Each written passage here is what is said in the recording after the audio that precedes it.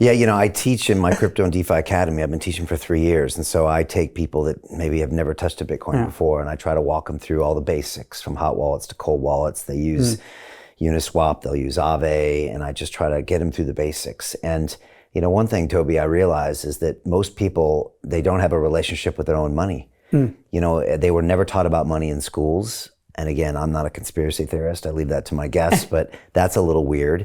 And so you're right. They don't actually understand money. They've been taught most of their lives that they're not smart enough to understand their money, and you've got to trust the bankers.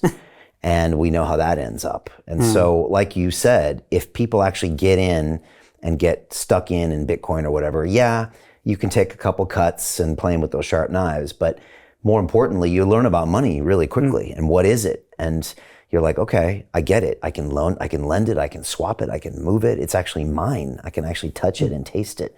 And by having that relationship, you can do a lot with that and create a lot of amazing wealth. So in that sense, it's a beautiful thing that is only really prevalent in the crypto ecosystem.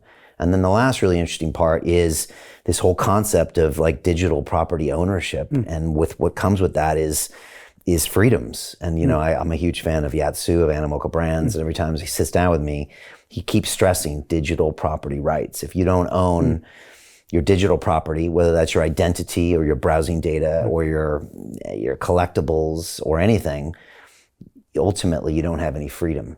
And if you allow someone else to own that, like a YouTube or a Facebook or a government, ultimately they're going to be the ones in charge.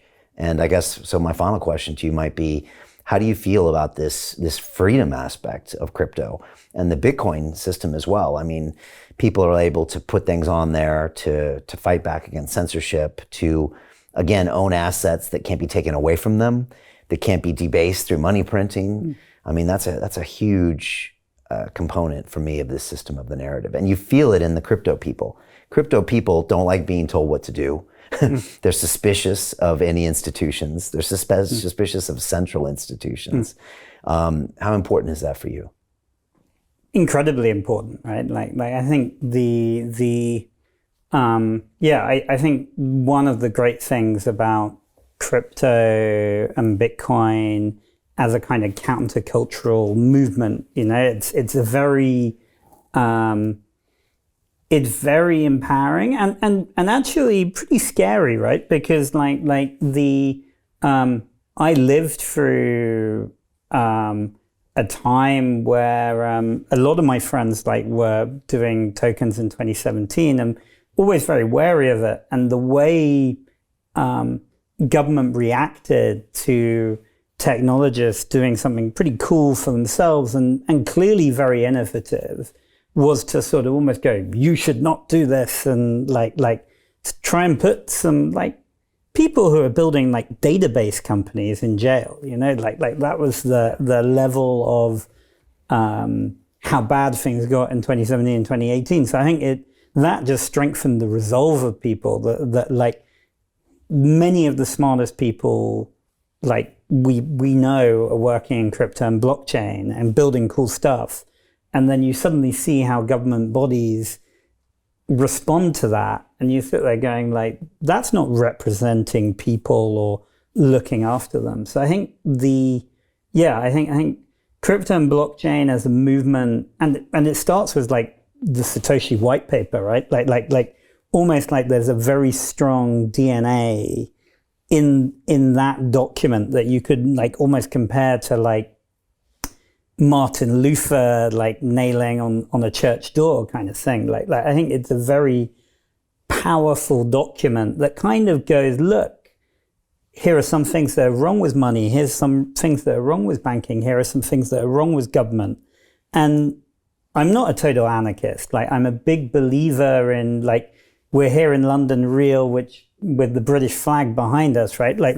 There are many positive things about modern society, but I think the governments and regulation and mollycoddling of people is absurd, right? And it's very hard. Almost often I'll meet very intelligent people who are viscerally opposed to Bitcoin and crypto. almost because you kind of feel like they're taught to think that way. Right. Yeah. No, that's really well said. And what about you, Toby? Like, if you look back 10 years from now on the work you're about to do, or maybe even, on your obituary, I hate going there, but what will it say about what you accomplished? Because you don't seem like the guy to me that's waiting to buy the 10 Lambos or the private jet. It feels like you're in this for more than just, making a ton of money. Not that there's anything wrong with that, by the way. But what will be success for you when you look back on your journey here in crypto? Yeah. So I'd love to have been someone who's helped drive forward Bitcoin innovation. I think luckily, almost with OrdinalsBot, we've already helped create the two largest blocks ever on Bitcoin. So we work with Marathon and one of our clients, the Runestone project. That basically we've created the biggest block in Bitcoin history, right? Let's say, which was astounding, and that was only a few weeks ago. So I kind of feel like what's really cool is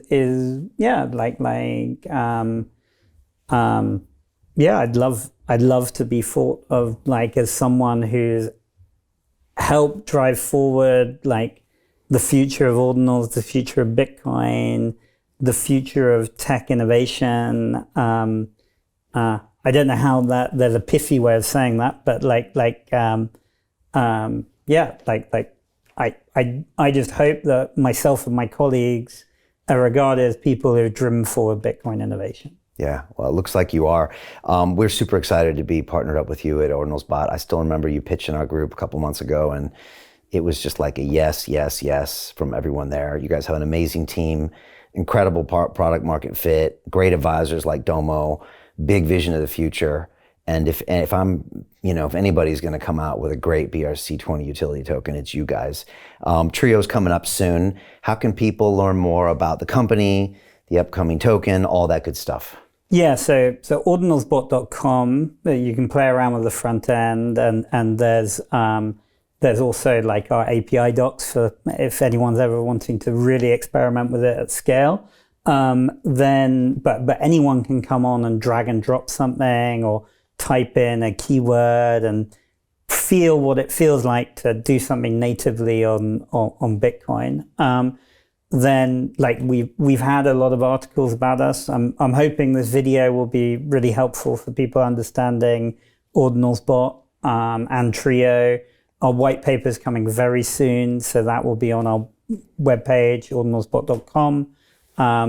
We're doing a lot of media articles at the moment, and I think it'll be something that really hits the mainstream as soon as possible, really. So. Super exciting, man. Again, really happy to be partnered up with you. Can't wait to see what you're going to create. Excited to see how the Trio launches. And again, your front end and user experience is crazy. I recommend everyone go to ordinalsbot.com and just start playing. I almost went ahead and minted something the other day just for the hell of it. I mean, it's that easy. People can drag and drop and start playing with it, which is amazing. So look, congrats to you and the team. We're really excited for the future and just want to say thank you for letting us be a part of this. Yeah, and thanks to you and the London Real team. You've been great partners, and we're really looking forward to seeing this show as well. To continue watching the rest of the episode for free, visit our website londonreal.tv or click the link in the description below.